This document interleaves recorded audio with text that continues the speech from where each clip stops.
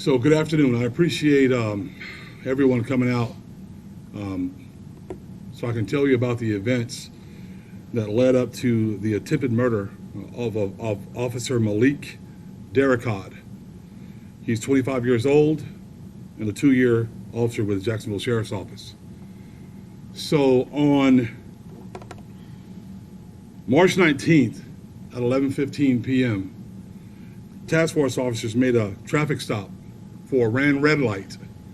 The traffic stop was made at I-295 and 103rd. During that traffic stop, they approached the driver, they spoke with him, they got his driver's license, and they began just a side of the road investigation. He quickly admitted right away that he ran the red light, and he understood why they stopped him.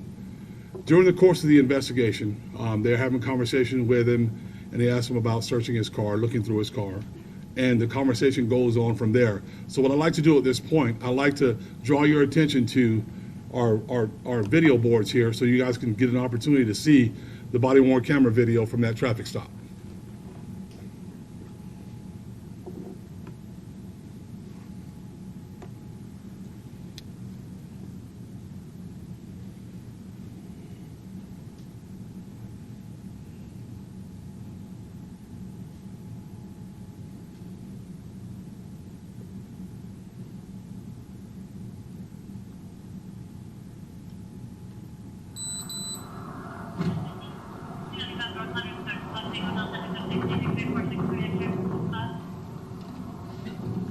Shut the car off. Apologize about what? You ran the red light. Is this your vehicle?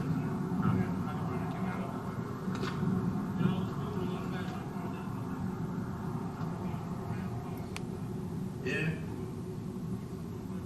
Yeah, I got you, man. Where you headed to? Girls out? Where's that at?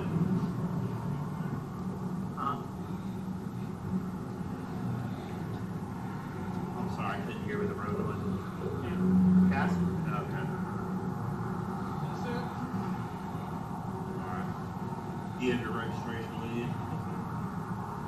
You mind getting that for me?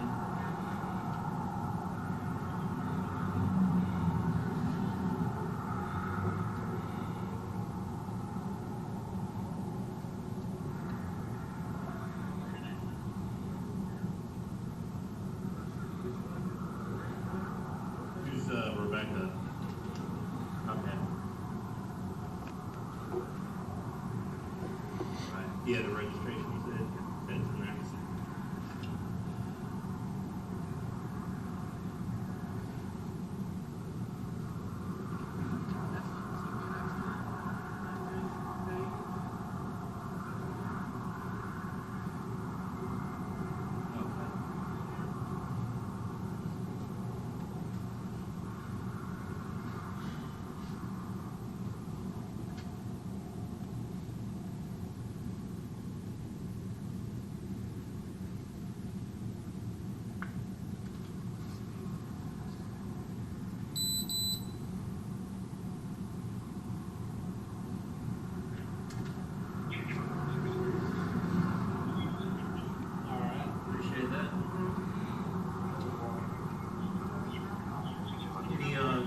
Firearms or narcotics in the vehicle, anything like that? Okay. We're with a task force. That's what we're out here looking for, man. Just people with hard narcotics, stuff that's killing people, and illegally carrying firearms. Yeah, I got you, man. That's good, you know. But that's what we're out here looking for. You say you don't have anything like that in the vehicle. You might be taking a quick check and we'll get you on your way. Do what?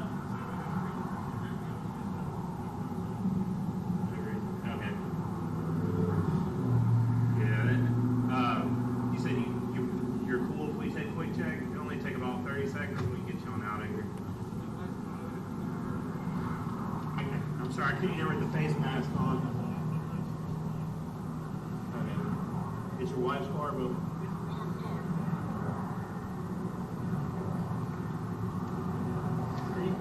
You able to just step out to talk to us? Because I can't hear you from over there with the face mask. What were you you saying now? Okay, but you're operating it. Right, I hear you. Nobody ever said you're a bad person. That's what we do out here is we're looking for like fentanyl, meth, crack, and stuff like that, and then like some illegally carried firearms. Are you a convicted felon? We ain't got nothing to worry about. Okay, I got you. We respect the people out here too, man. We just have a high crime rate in Jacksonville. I'm sure you've probably heard you live in Jacksonville, right? And this is what the people want, because they want us to take some type of action and well, yeah, I mean, we never said you were.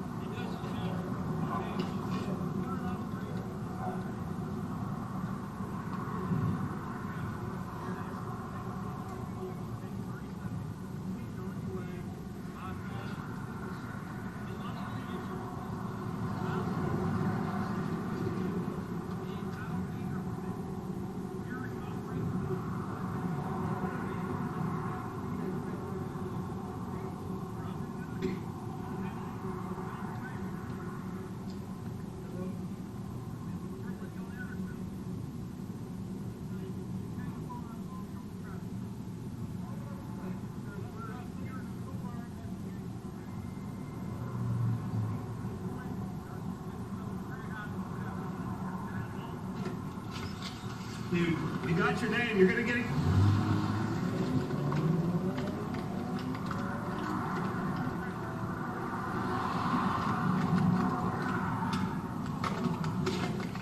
Pause right there for me. So if you look, just as a point of clarification, if you look at the top left of the screen, you'll see 3/20 of 2023. It was actually 3/19 of 2023.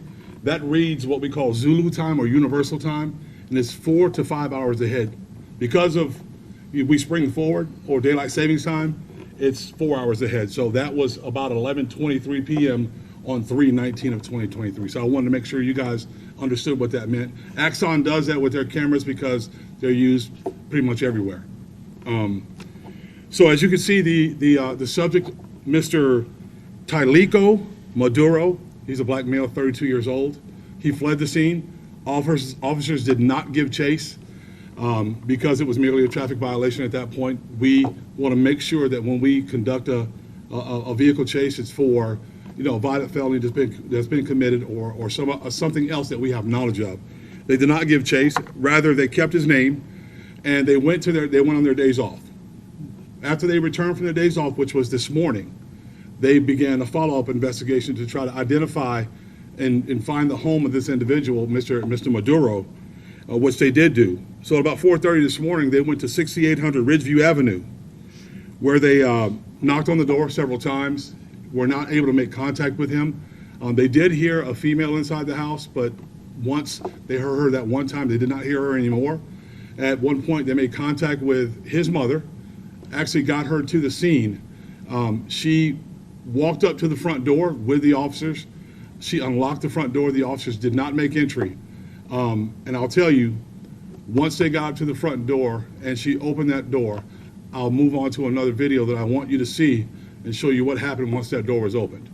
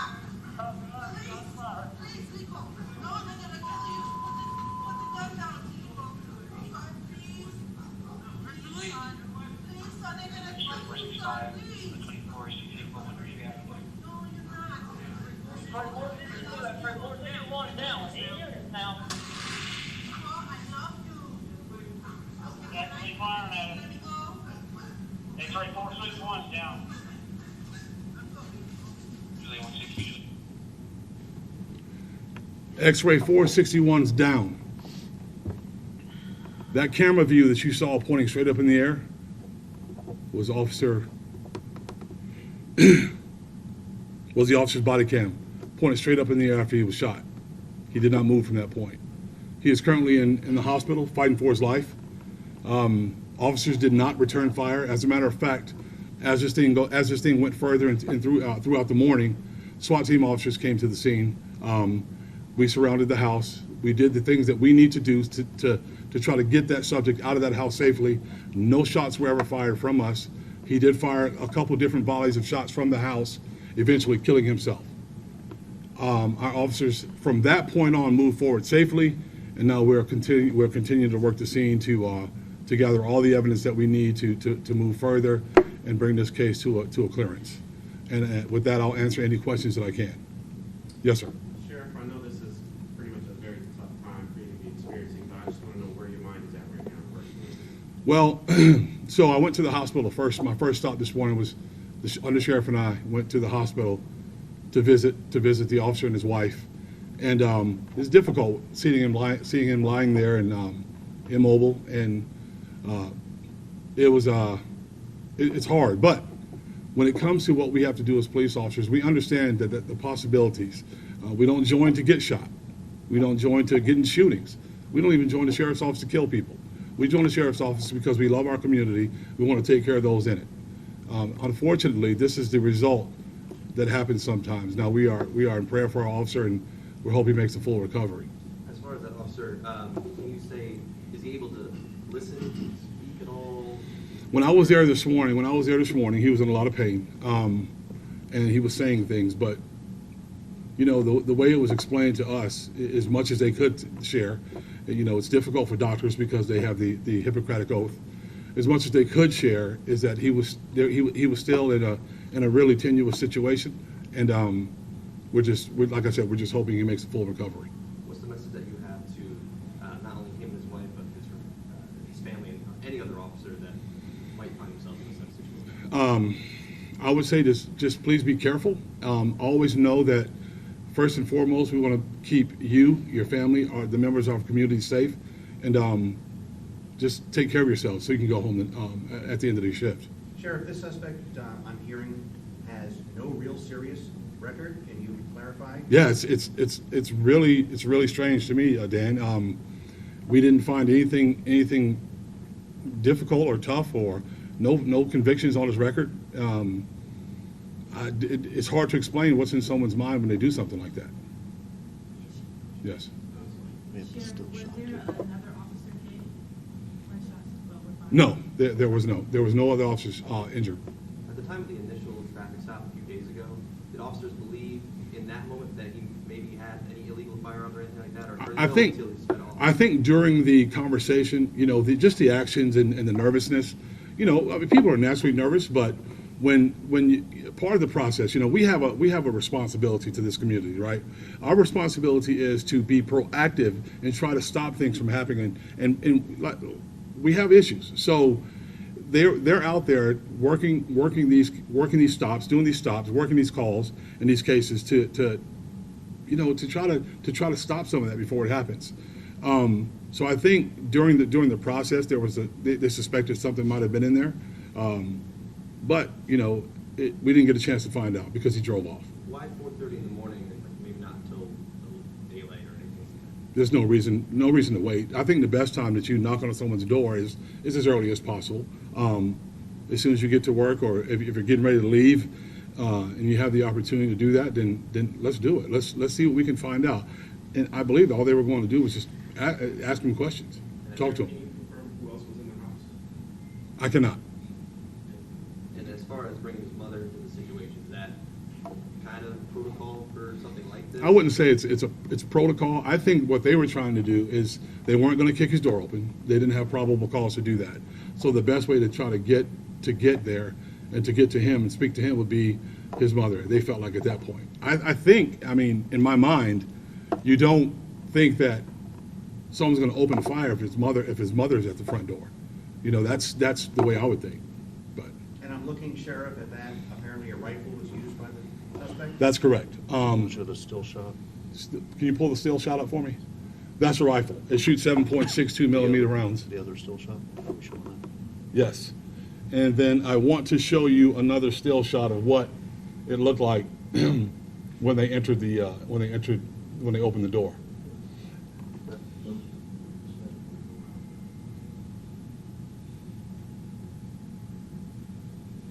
If you look into the background right there, that's what they saw when they opened that front door. He was waiting for them. Sheriff, it sounds like that's the kind of thing that they were looking for, right? This unit was looking for last week. Well, you know, what we look for is, like I said, it's our responsibility to make sure we get illegal guns or folks that are carrying guns illegally. In this case, had he had one in the car, if it wasn't being concealed improperly, he'd have been perfectly fine. But you know, we're looking for people that are carrying guns. You know, fentanyl is an issue. It's killing a lot of people in our community. So that's all the kind of things we're looking for when we do these traffic stops. Sheriff, one of my colleagues at the station, they want to know, do you believe that the officer's injuries will be significant and long-lasting? They are significant, extremely significant, yes. And just to be clear, this person did not have a previous record or anything? Did not. He did not. Nothing that we Not found. felony. No felonies. Was that Derek Khan's body cam both times, the last week and this week? No, Derek Codd was not there at the traffic stop. He was there this morning with his partners, but not at the traffic stop. And can we go back to that rifle shot? Sure. Sheriff, in the meantime, can we also get the spelling? Yes. It's Malik, M-A-L-I-K, D-A-R-I-C-A-U-D. And the suspect? Yes. T-Y-L-I-K-O, Maduro, M-A-D-U-R-O. And just, I guess for the general public's knowledge, I mean, obviously there's been a couple incidents within the last couple of months. I mean, these are things that you guys never know if you're going to get into in this type of situation. Right. Can you kind of speak to that in general? Because we had the one officer who got grazed in the ear, we had the officer attacked at Walmart, Yeah. And now we have we fighting prison. So. You want to tell you what I think? What I think is there's an environment that exists today that encourages people to fight the police. And that should not be the case. And I see this happening more and more around the country, and it's happening here since I've been sheriff twice. I've only been sheriff since November 20th. And it's very rare that you have officers shot in that short a time frame. We have to change that. We're working towards changing that. And we're working hard to show our community that, one, we care about them, but two, we don't tolerate you shooting at our police officers. So if that's something that you think you can do and get away with it, you're not. You're just not. Sheriff, how are you absorbing all this? Because this is a lot to take in. Well, I have these fine people standing next to me, and the reason they're here is because I want to show you the people that have been here since the very beginning of this investigation. These are our staff members, and this is very serious. So I want the minds that we put in place to help go through this process and think these things through. You know, any man that says he's an island unto himself is completely wrong. I'm not. That's why these people are here, to help us look at these things and get through these things, and that's why they're here. And that's where I am. I'm disappointed that this happened. I'm worried about our police officer. I'm angry at people that decide they want to shoot at police officers.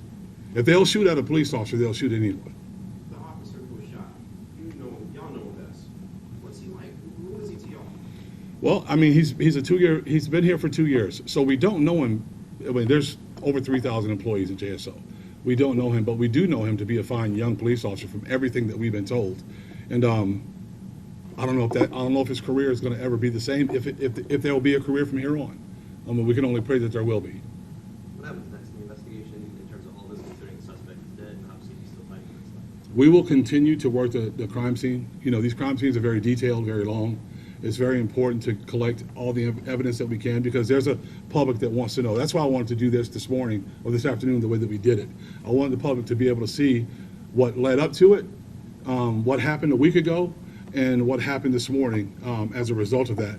It's very important to be as transparent as possible. I told people from the very beginning That was my goal, to be as transparent as possible and let people see into the sheriff's office and what goes on. So that's what we're going to do.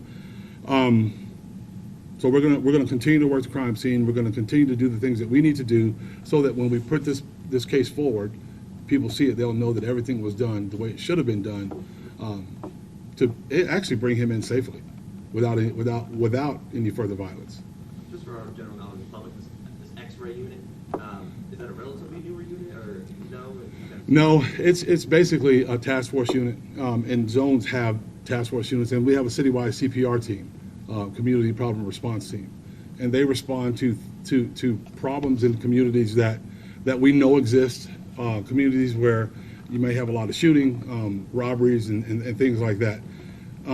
But also, they're there as, anything. They handle just about anything that comes up. Where a patrol officer is answering calls for service, they have the time and the opportunity to do some other things outside of just answering calls for service.